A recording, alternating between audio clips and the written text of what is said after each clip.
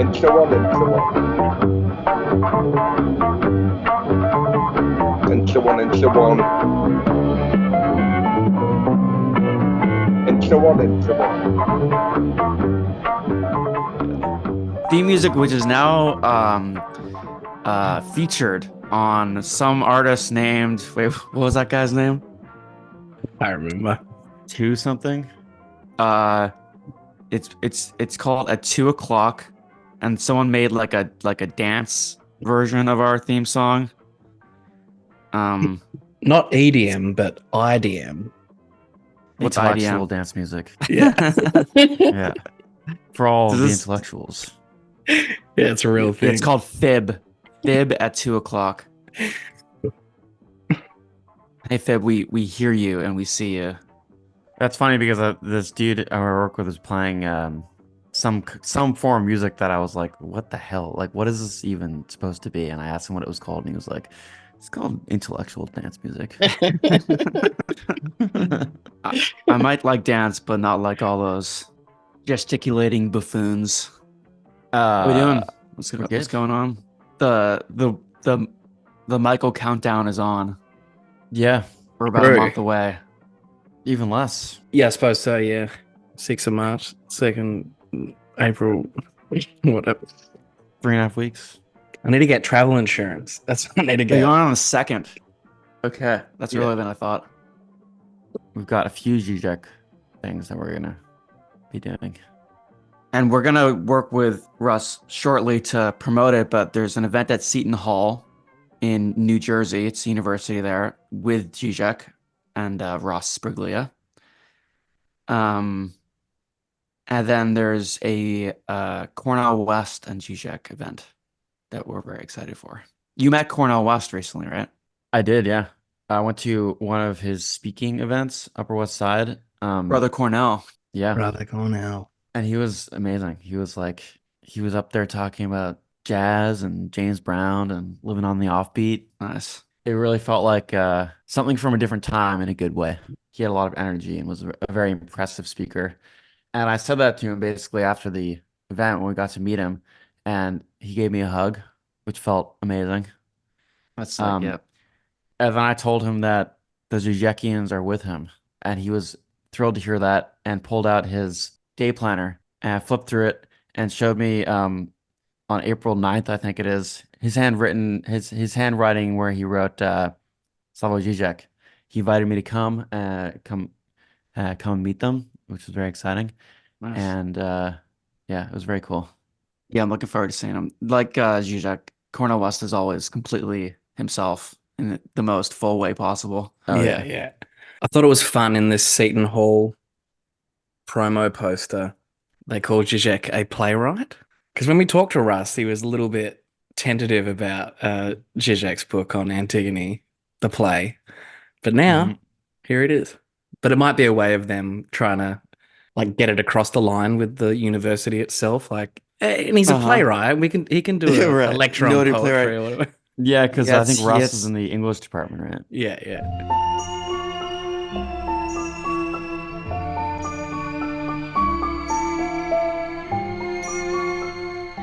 So we're talking to Mladen Dolar today, and we'll give more of a technical introduction to him. But I watched Sunset Boulevard last night, Oh, yeah, nice. which Great movie. fucking it's so good. Mm. And I thought it was fitting. So like the film follows a down and out screenwriter, Joe Gillis, as he develops like a perverse relationship with a former silent film star, Norma Desmond. And at the beginning of the film, Gillis is like the creditors are after him, and they're following him. And then in a moment of chance, he kind of turns into her estate, and then becomes involved with this deranged former silent film star who has a delusion that she's going to return to film by writing a new hit picture. Luckily, with the help of this screenwriter who she just met. So without getting to like too much in the movie, I just found it interesting, like in terms of what we're dealing with Dolar. Like here's a star who's like the greatest actress of her age, but she never spoke. Mm. And Um, the film is narrated by a disembodied voice. Yeah. She never used her voice on film. So, and then with the entry of the voice in film, it was like this massive trauma for her from which she never recovered. And it's interesting when we think of like film, tend to think of it as a visual medium, but with the transition of the talkies, the entrance of the voice in film is in some ways what defines them. Like it kind of feels weird. Like if you're watching a movie, like a silent film feels weird when you're watching it. It doesn't really work. Mm-hmm. So in a way, her madness kind of directly points to the disruptive character of the voice, like the voice as object, the voice as objet. Since the script they're writing together is itself a talkie, the entry of the voice in her deluded vision of the future is intertwined with desire. So desire return to stardom, desire for the love affair with the screenwriter. I think there's something there. I was trying to think, like, probably the most famous one is Chaplin in The Great Dictator, right? When he speaks for the first time in film, especially for such a politically charged speech. And again, you have that incongruity between the body and the voice, because you're expecting, I mean, like it's playing on like Hitler like and the Hitler, yeah. But he has like a very, very nice English accent. Yeah, it is very polite, isn't it? Like, yeah. Do you think Hitler would have been perceived as so evil if he had just spoken with a British accent? Yeah, but Sunset Boulevard, great movie. Yeah, really good. Anyway, so all these thinking about the voice, we actually talked about Dolar recently with our rumors episode a few weeks ago. You could go back and check it out. We're gonna speak with Mladen Dolar.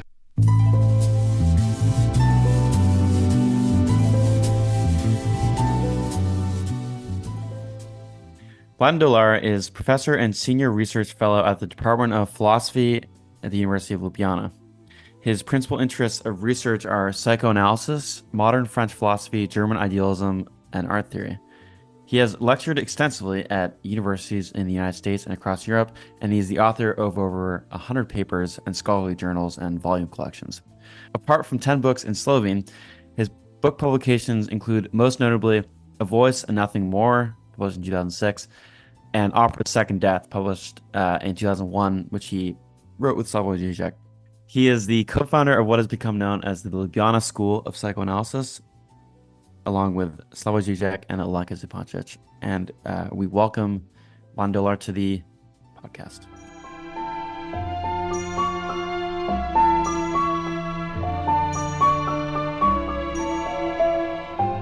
Hi, hello. Hello. Can you hear us? Yes. Yeah. Just a moment. Okay. Hi, guys. Hello. Hi. Nice to see you. How are you? Fine. Well, thank you for inviting me to this. Thanks for joining us. Yeah. You're in Ljubljana? I'm in Ljubljana. Where in the world are you? I'm in Canada. Will here is in New York, and Michael is in Australia. International. Well spread across the continents. Yeah. Maybe we can start with your work on The Voice, because this is one of your 2 books in English. It's called A Voice and Nothing More, published in 2006. Could you explain this notion of the voice as object? I wrote this book on the voice, which is now translated into a dozen languages. I try to say something, but there are many dimensions I cannot touch in this very brief answer. The way that the voice is usually used in everyday experience, we use our voices to convey meaning, to say something. The voice is a means, the voice is a vehicle in order to arrive at meaning which we want to manifest. And meaning pertains to ideality, while voice seems to be the material means, the material substratum of conveying meaning.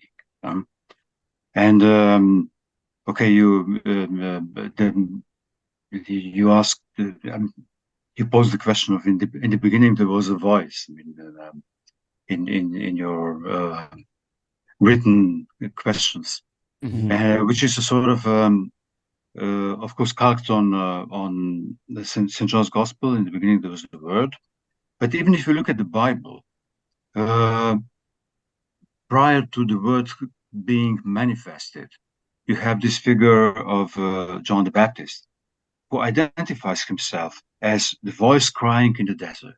So you have this element of the voice, somebody who prepares the Logos who introduces the logos with the harbinger of logos, the voice, but there is this teleology.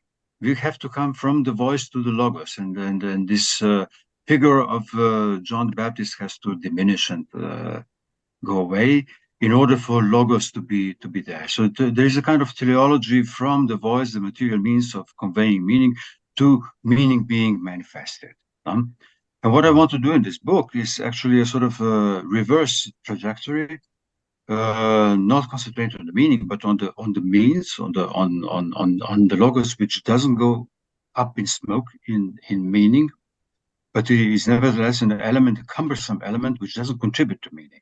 This could be one of the definitions of the voice. It is what doesn't contribute to meaning.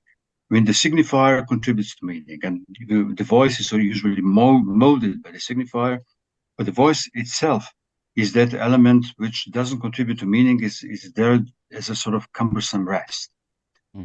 This is one way of looking at it. And there is another common experience, also everyday experience, that the voice is something that we admire. There's a singing voice, there's a sublime voice, there's the transcendence in the voice. The religious rituals always use the voice and singing as a means of transcendence or beyond. So we have this aesthetic appreciation of the voice. The voice is something beautiful, sublime. And but this, again, is not what I'm interested in. I mean, the voice can become this object of veneration, but then it is fetishized. You fetishize this as an object in itself. So apart from those two things, fetishizing the object and, on the other hand, using it as a mere means towards producing meaning. So apart from this, there is something critical about the voice as an object, which gets sort of stuck in the throat, or which doesn't go up in smoke in producing the meaning, and which is not the object of veneration. And this is the way that psychoanalysis is interested in the voice, and this voice is an element of division or separation, or the very division into interior and exterior actually depends on the voice. Because where does the voice come from? I mean, we see the mouth, but this is not the origin of the voice. We make the supposition that it comes from some interior. So something inside, and is then preferred outside. And one of the first philosophical statements about the voice is actually Aristotle, who says the voice is sort of a sound of a creature endowed with a soul. So the moment we have the voice, we have this supposition that there is a soul. There must be an interiority which expresses itself. There is a depth of interiority which expresses itself through the voice. And the voice is the very principle of division into exterior and interior. The supposition of an interior and the exteriority where the voice is preferred. And at the same time, the voice is also at the juncture, the division and the juncture and the joining, the overlap of the voice, of the body and the signifier. So it's not a signifying element. It doesn't contribute to making sense. And at the same time, it's not a bodily element because it transcends the body. It's a missive that is sent off from the body. It's one of the indicators the body doesn't coincide with itself. Body extends over the limits of the body. And you have these two entities which have nothing in common. On the one hand, the body, on the other hand, the signifier, which is the pure logic of differentiality. It's an abstract logic. So those two things meet in the voice as the sort of joining element, problematic joining element, which underlies the process of signification, which departs from the body, disembodies the body. Disembodies the body, but the disembodied body is nevertheless a sort of body at its purest. It's nevertheless a body. It's sort of a distilled bodily essence. There is this bodily element, materiality of the body is somehow extended by this disembodied element, which is the voice. And the voice is materiality also at its purest in some sense, because it's It's just a trembling of the air. I mean, it's a materiality which is vanishing. The moment it's produced, it's already vanishing. So it's not a palpable materiality, verifiable materiality, but nevertheless a materiality, inveterate materiality. It wouldn't go away. So these are just some things that I can quickly say about this. There's a lot more in the book. It has its political dimension, it has its ethical dimension.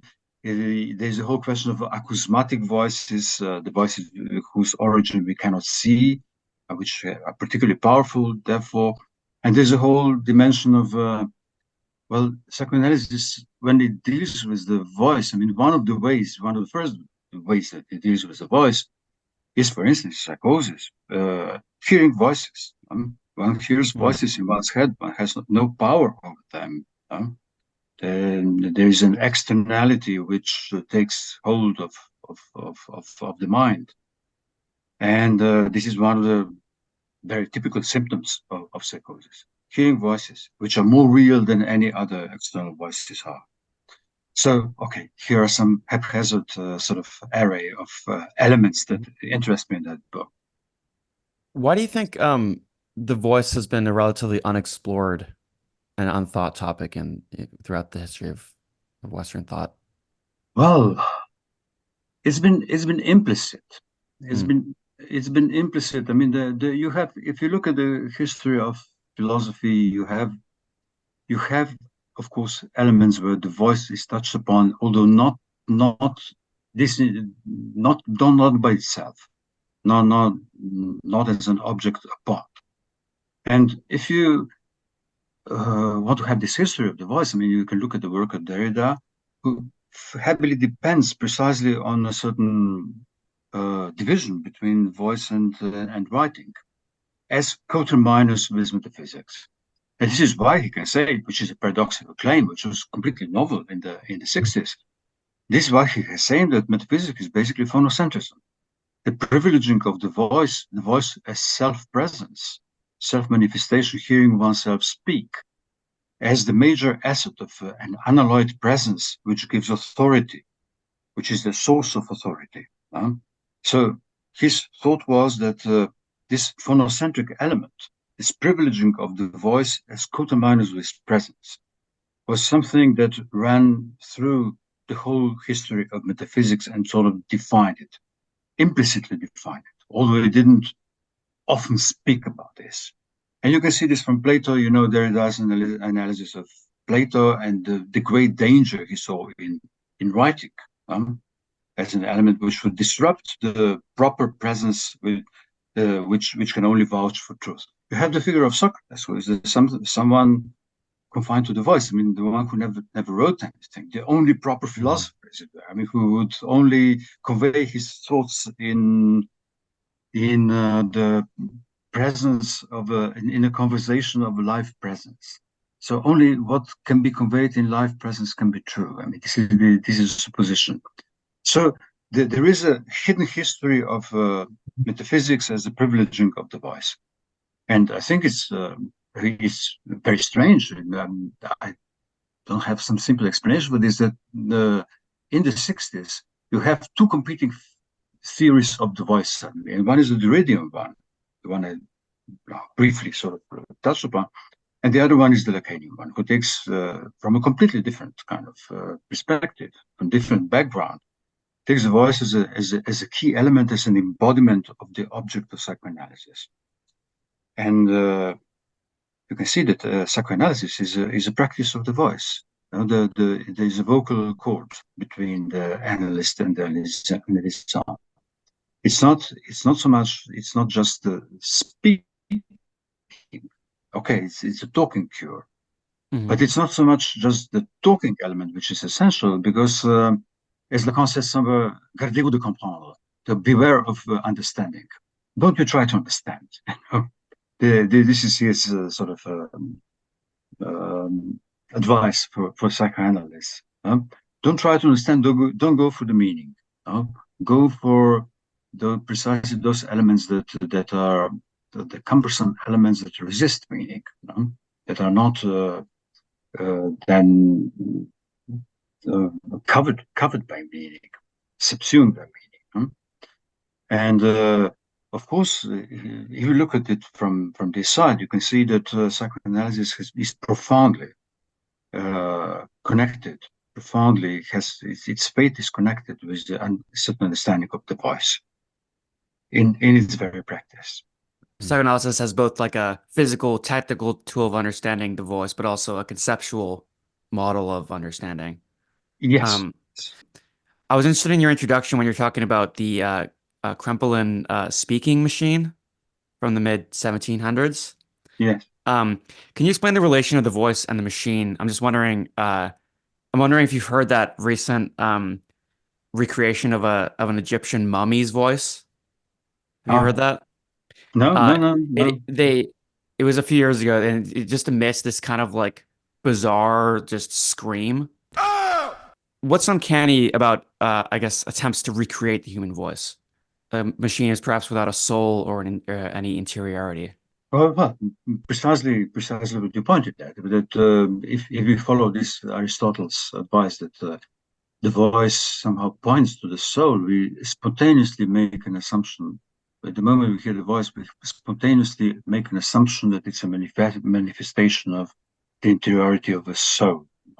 There must be a soul behind it, and the soul wants to express itself, and the soul wants to convey some meaning, some deeper meaning, whatever. Or even a meaning beyond meanings, something that transcends the usual meanings. This is the musical use of the voice. Now let me convey not meaning, but something which is even more than meaning, the true meaning that cannot be expressed in words. But you're still in the universe of meaning. So the moment you have a machine producing the human voice, this becomes really uncanny because is there a ghost in the machine? Well, what is this? Well, what is this creature? How can this be? And this is why this Krempelin's machine produced these uncanny effects immediately when the people in the end of the 18th century, beginning of the 19th century.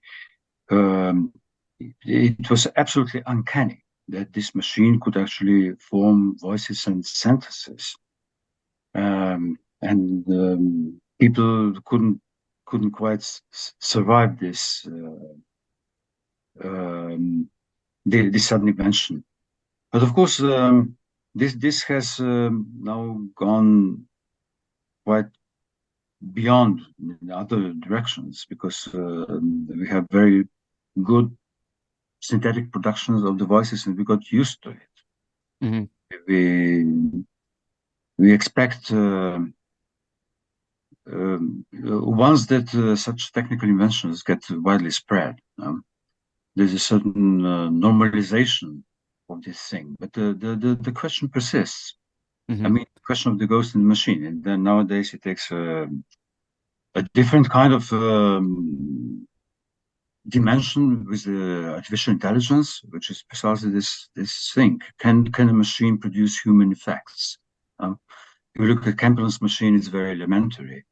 Now we have the whole panoply. I mean, there's a machine that can compose Bach's music, whatever. Mm-hmm. So is there a ghost there? So the uncanny effects have actually, on the one hand, got normalized because we suddenly deal with this whole panoply of machines and acousmatic voices, and acousmatic voices were uncanny in the past because they were so rare. Now we live in the universe of acousmatic voices, the voices whose origin we cannot see. We're completely used to this. But at the same time, the question of this ghost in the machine, the sort of breach of the mechanical causality by an effect which cannot be reduced to mechanical causality. This is what still produces unease or uncanniness, but now it's gone to much wider proportions. Yeah, it seems like when I heard a recreation of that machine yesterday, and to me it didn't sound like a voice, but I guess just from what you're saying, like we're so inundated by like disembodied voices now that it probably has a very different effect on us than it might have for someone back then.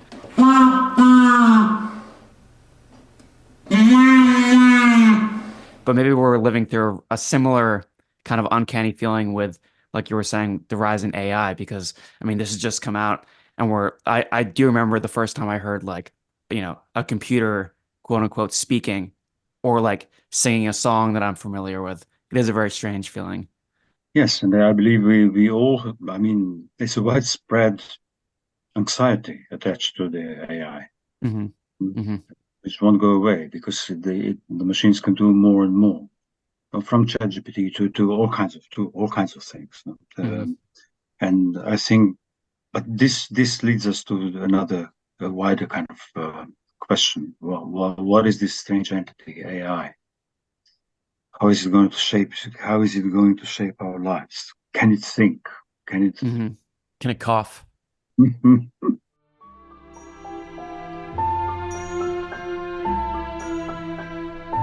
We'll move now to from what's in a name to what's in a meeting, Mladen. So there was this guy at work, his name is Christian, and he was saying to me the other day that, isn't it strange that my name is Christian, but I'm not a Christian? And I said to him, well, my name is Michael, and I don't think I'm a Michael either.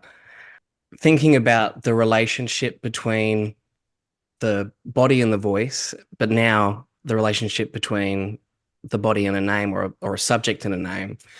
The voice has something incongruous about its relation to the body, not perhaps unlike a name. What do you think about that?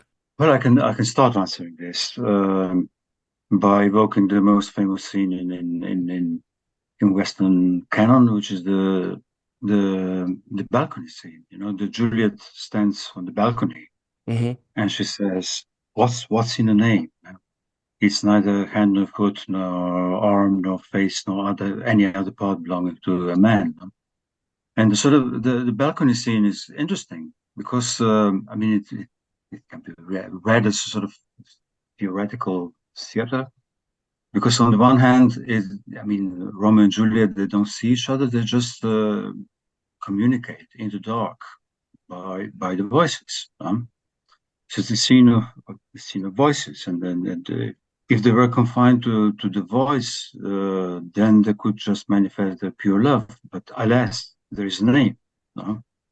So there's the question that it's a scene of names and voices, and the name is the problem. Deny their father and refuse their name, says Juliet.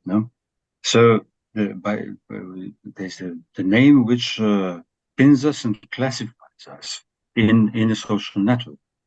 I mean, by the name, we are all Montagues or Capulets. We are classified. We are allotted a social space, and there is a name par excellence, which is the name of the father. And they are pinned down by the name of the father, by the family names. The family names are wrong. If it was just a question of voices, it would be easy.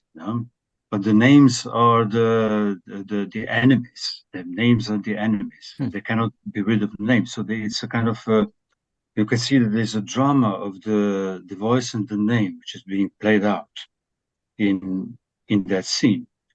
And actually, it's funny. Later, not in that scene, but later in the play, Romeo says something like,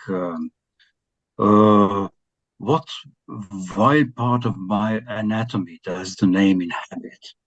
Show me that I will sack this hateful monster." And he draws his sword. So there is a sort of question: which part of anatomy? Now, which part of the anatomy the name inhabits? And what is the supposition of the audience? I mean, what is the supposition of the scene? I mean, does it inhabit phallus? There's a phallic signifier.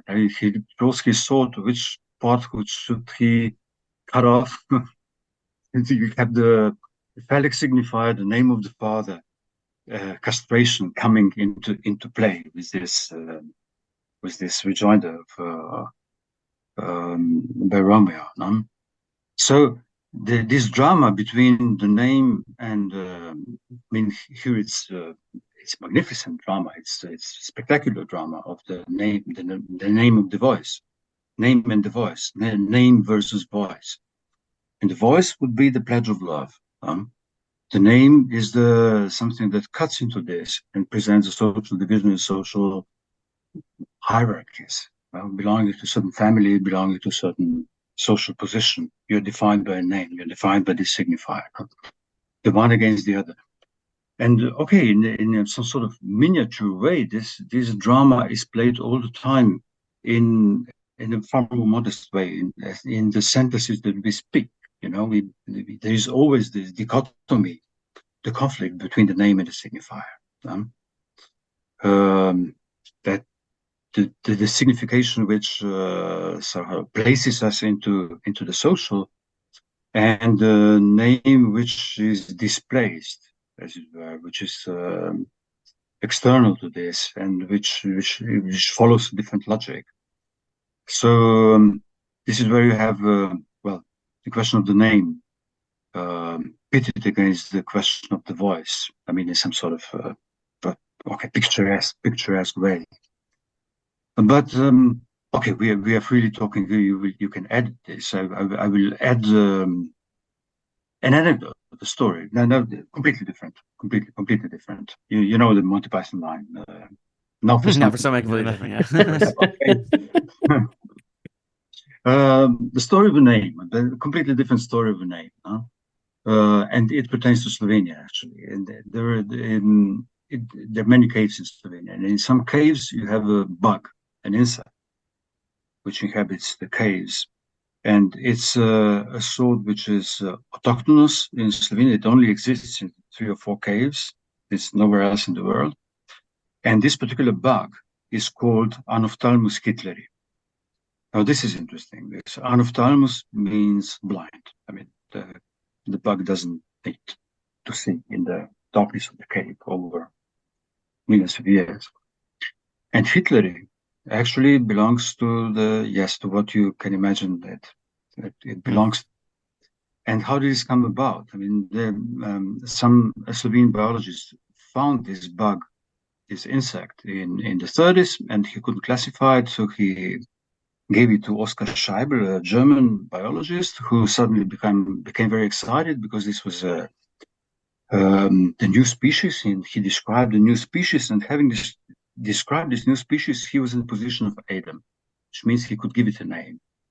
And he gave it a name according to his political preferences of the time, the newly appointed Reichskanzler Adolf Hitler. So this is how this bug is called Anophthalmus hitleri. But now comes a surprise, because this taxonomy, the biological taxonomy, is a very serious business. Once you have named something, it cannot be changed. There are many attempts to rename this bug, but it cannot be done. I mean, this is against the rules of international taxonomy. Otherwise, you would introduce confusion. So this bug, which is really a most unremarkable bug, that big, sort of less than half an inch, has become very famous because of its name. And now you have the gatherers of Nazi paraphernalia who try to get hold of this bug because of its name. And they can't quite climb into this complicated caves by themselves, so they bribe local kids to fetch this bug. And this can fetch enormous, it's very expensive on the market. I mean, this bug, just because of its name. So not for any other properties. It just happened to be named that, and now this is the funny part, that the bug is on the verge of becoming extinct. Extinct, yeah. Yes.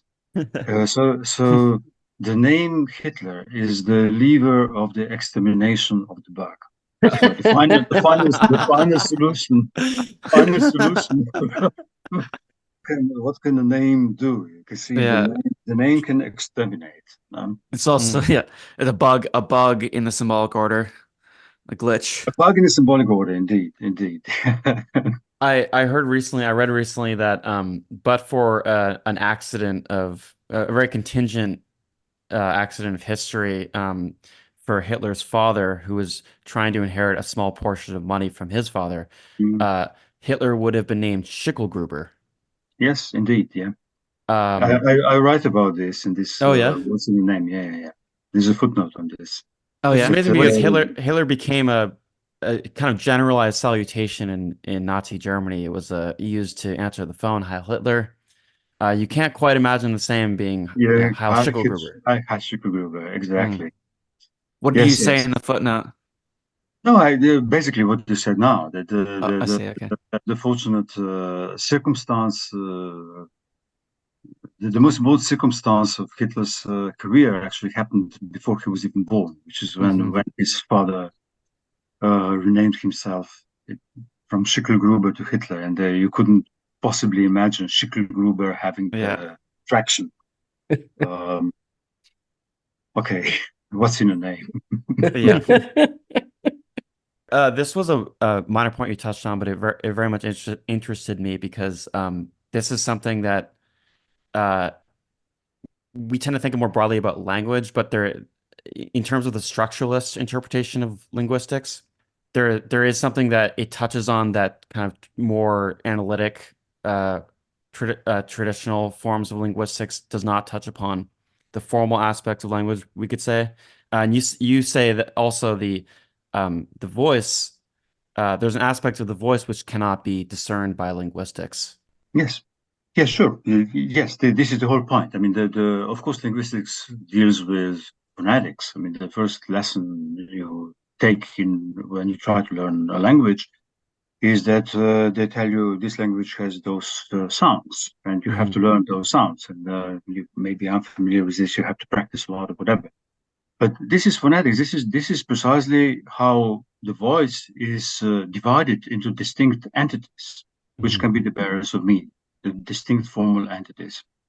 And the important thing for these distinct formal entities, the phonemes, is that they are different from each other. It doesn't matter how they sound.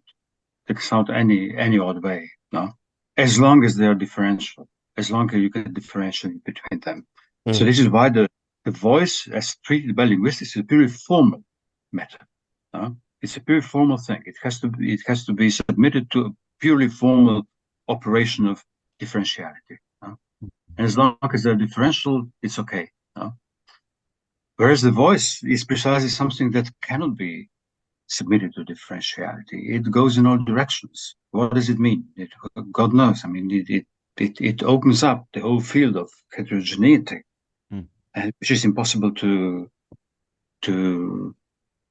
place or to delimit. And this is where the voice always has this, is also the evocation of infinity, of the limitless, something going beyond the limits. Yes, and okay, as far as voice and name, of course you have the Plato's dialogue Cratylus, which deals precisely with this problem. No? What is the real of the name? Is it just a convention? So we just at some point somebody, or historically whatever collectivity made a decision that things are called what they are, or does a name have to evoke the thing named? And the name Cratylus, the personal name Cratylus actually stands for a theory of naming where the name has to in some way evoke or resemble the thing that it names. That it cannot be simply arbitrary. And there you have the long exercise where some 130 names are scrutinized, and for each of them they find some sort of evocation of the thing that it refers to. Aletheia, I don't know, which is the Greek for truth, is can be broken down to the wandering of gods, or the drifting of gods. So it's not that they are simply arbitrary in relation to the referent, but they have to have an umbilical cord which attaches them to the referent. So the real of the name, in this Cratylian sort of theory, there is a real of the name in the voice. The way it sounds is actually something that evokes the real of the thing. It's not an arbitrary signifier. And the thing with the unconscious is that in the unconscious we are all Cratylian in some way. I mean, in conscious life, we are Saussurian. We know differentiality of the signifier. But in the unconscious, the names actually evoke all kinds of things, and they touch on each other. And there is this la langue, there's endless punning. No? What is punning? It's just some things sound alike. No? And because they sound alike, they're associated. But the unconscious works this way. I mean, the unconscious is deeply Cartesian. No? It's not Saussurian. It doesn't work by clear-cut logical, whatever, signifying differences, but precisely by evocation of sounds, evocation of the voice, the contingent short circuits of things sounding alike. Or also the feeling of when you're in a room with someone who you don't know, who has your name, and you keep hearing someone call to them. It's a very strange feeling as well. Now, perhaps for something completely different, to maybe move to your earlier days, you are, of course, well known in terms of your long history with Žižek himself. And I guess we were just wondering, how did you first encounter Žižek, and how did you get involved working with each other? Yes, well, we were undergraduates at the same time. And I met him, I think, in the fall 1970, which is like 54 years ago, a hell of a long time. It's a lifelong friendship. And we hit it off immediately, somehow. Sometimes people ask, okay, you knew Žižek before he became Žižek, well known, whatever, the brand. What did he look like at that time?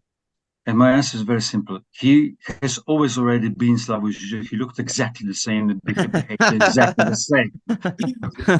all the nervous tics or whatever, the peculiarities, everything was there from the first moment. He spoke the same way. He was born Slavoj Žižek. He didn't become Slavoj Žižek. You know, he was born that way. So yes, he was like that when I met him at the time. And yes, there was a sort of coincidence, because and we immediately discovered that we were Hitchcock fans. And it was the first time in my life I met someone who's seen more Hitchcock films than I did. So in 1970. So this was one first topic on conversation, which then resulted in a book that, you know, etc., so many years later. But yes, that was early 1970s Ljubljana, so the Department of Philosophy. And I don't know to what extent you're familiar probably with the background, or the large background of the whole thing. You know, that Ljubljana was part of, Slovenia was part of Yugoslavia at that point. Yugoslavia was a socialist country, and the socialist country, Marxism was the general ideology. You had to learn Marxism in schools, at university. The idea was that everyone should be imbued with some Marxist, whatever background, presuppositions, so that this socialist society could prosper. And the main current that was taught at the university, at the Department of Philosophy, was of course Marxism, as a sort of superior kind of philosophy in relation to others.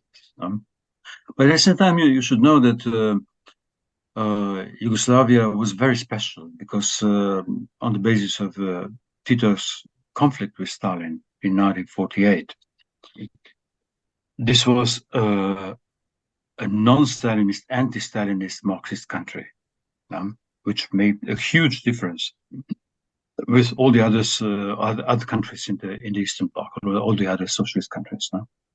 So the Marx that was taught was definitely not a Stalinist kind, or the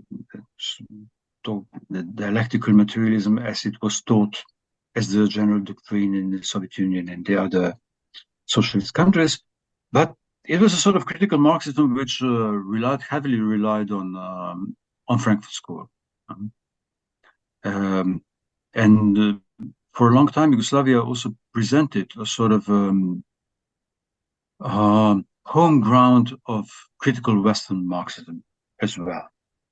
You had a Praxis group, the Praxis Journal, there was a Korčula summer school organized by Praxis, and everybody came to Korčula. Marcuse came to Korčula, Angela Davis, Ernst Bloch, Henri Lefebvre. So all the critical, all the Western Marxists saw in Yugoslavia a possible ally, as opposed to the sort of dogmatic Marxism of the Russian kind. It was a real thing. I mean, there was this communication with the West.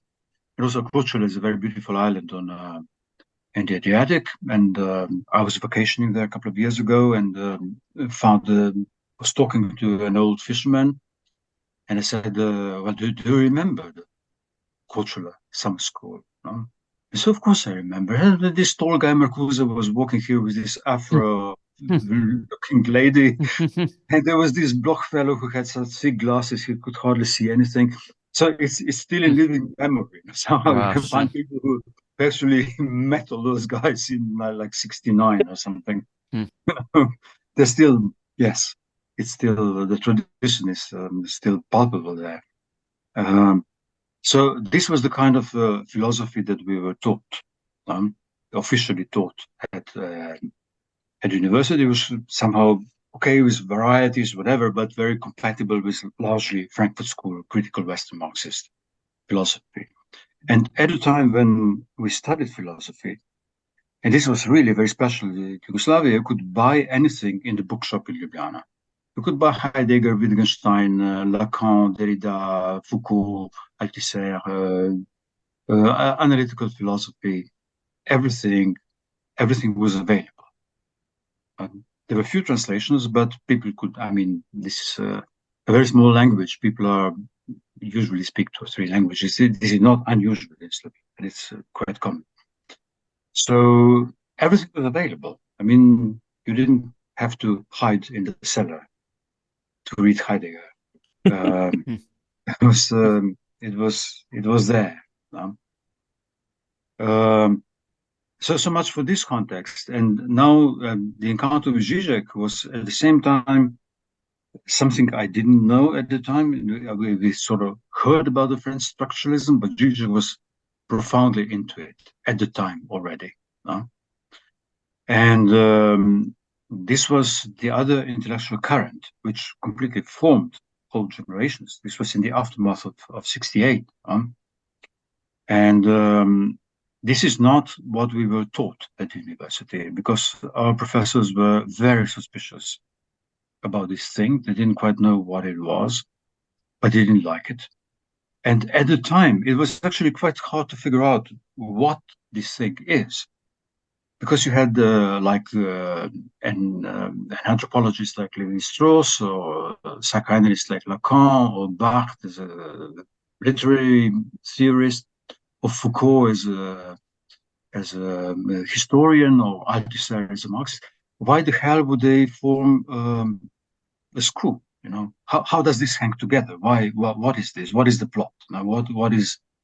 And they seem extremely different, coming from different particular sciences, humanities branches. So it was very difficult to construct a narrative what this is. And I think, and this is really great credit to Slavoj, I think he was among the first who could figure it out. How does this hang together? What is the plot? What is the story? How do these people, I mean, different as their entry points are, nevertheless form a vigorous movement, intellectual movement, which promises intellectual revolution, which we thought as being linked at the time with the political prospect of a revolution such as presentified by May 68. And at the time, I was very involved in the student movement in Ljubljana, and there was a moment of occupation of our faculty. And so the slogan at that time was May 68 in Paris, May 71 in Ljubljana. We saw ourselves as aligned and being in contact. This was our point of reference. So intellectually, okay, I'm a bit jumping back and forth, but intellectually there was those 2 sources: Frankfurt School on the one hand, which was actually promoted by our professors, and also endorsed by the powers, I mean, by the Communist Party, I mean, somehow, as the basis of a critical anti-Stalin Marxism. And on the other hand, there was this wild thing called structuralism, which nobody could quite figure out, and we tried very hard to figure it out, and which really inspired the enthusiasm and which sort of separated us from the generation of our professors, because none of them were structuralists or could step into that thing. Okay, I'll stop a bit. Catch a breath. You were right, Mladen. There is some overlap here. So as far as it goes with your books in English, you haven't written extensively about Marx, but you are considered to be a perspicacious reader of Marx. Or to formulate it differently and rather provocatively, do you think at that time socialism kind of feared Marx? Well, yes, to some extent, definitely, yes. I mean, Marxism was officially promoted. But at the same time, the sort of official ideology tried nevertheless to bring it to some sort of closed-up doctrine. And the moment you try to dig another kind of Marx, find anything that in Marx that went against this generally accepted doctrine, you could be in trouble. And this is also how Žižek got into trouble, actually.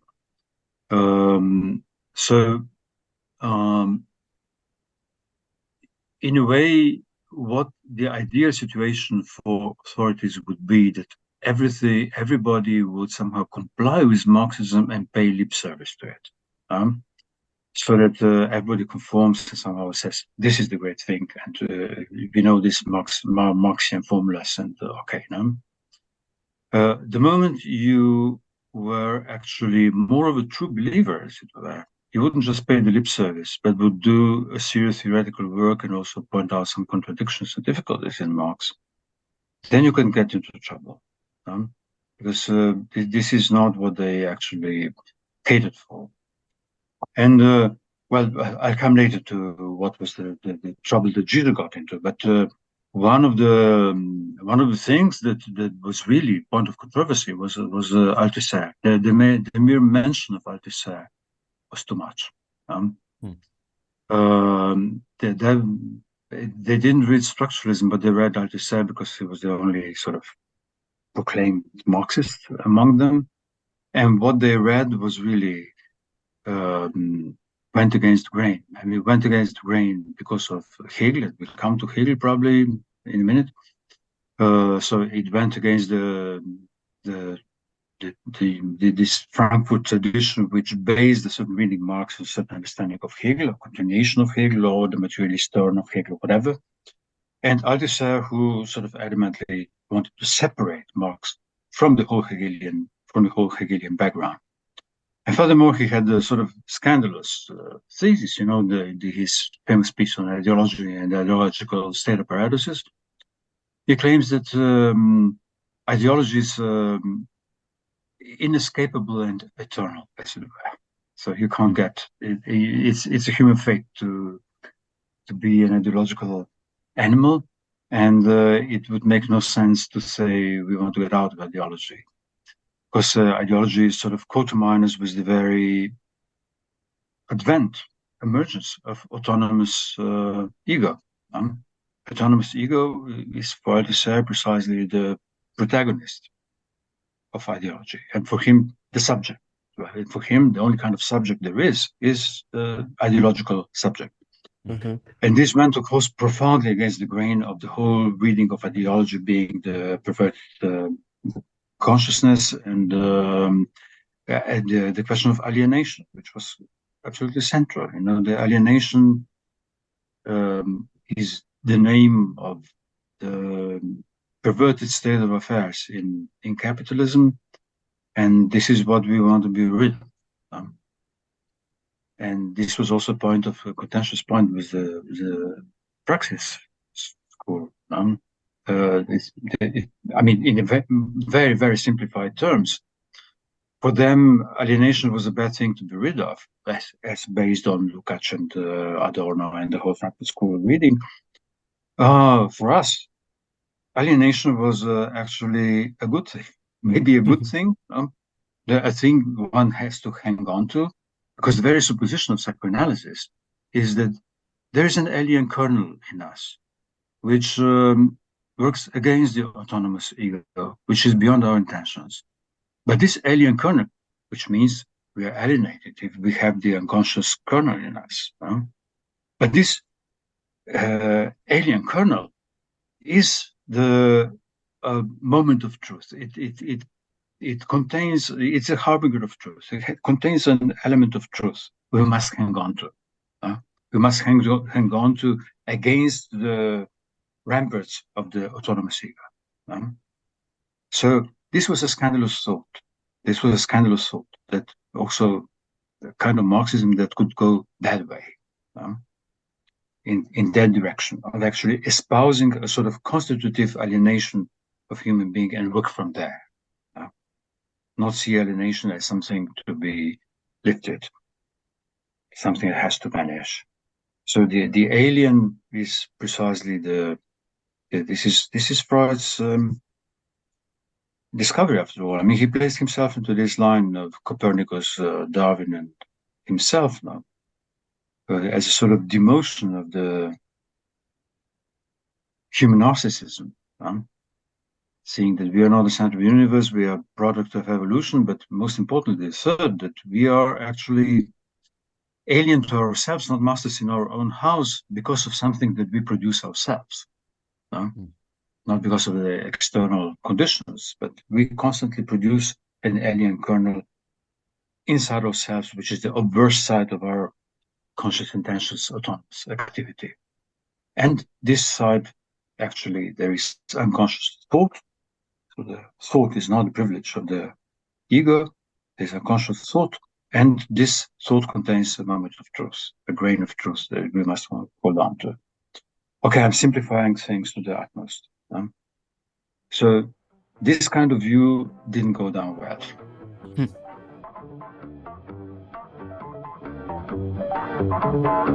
And so on and so on. And so on and so on.